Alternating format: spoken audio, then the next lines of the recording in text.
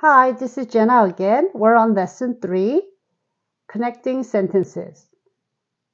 Just as in English, in Korean, there are two different ways to connect sentences.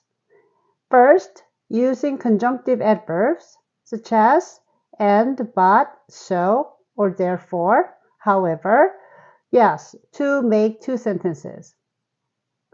And secondly, using conjunctive endings to make one sentence, make two sentences into one by attaching the ending to the stem of the verb of the first sentence.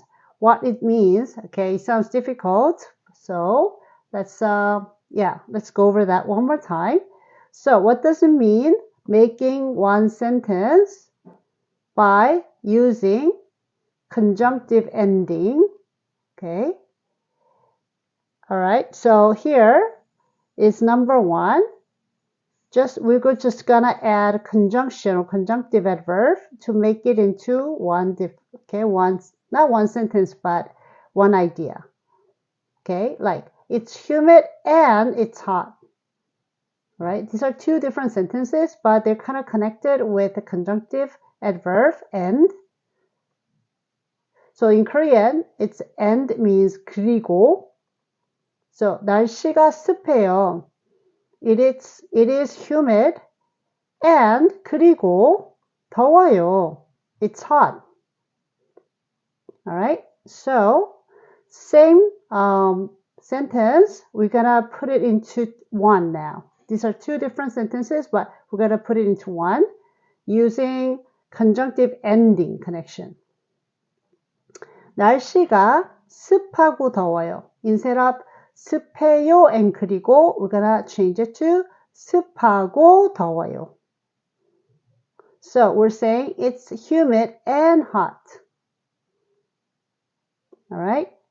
And same concept, same rule applies for but. 택시가 비쌉니다. Taxi is expensive. 그렇지만 but 편리합니다. But it is convenient. So these are two different separate sentences, but we can join them by using conjunctive ending. Like this.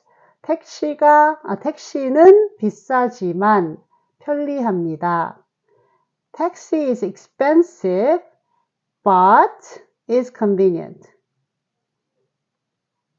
Right? So instead of saying 비쌉니다, 그렇지만, we're gonna just put them together and make it into one. 비싸지만. We're connecting them by using, conjunctive ending. And lastly, this is, so or therefore. So, same thing applies. 눈이 와요. It's snowing. Therefore, 그래서 the road is slippery. 길이 미끄러워요. Next one.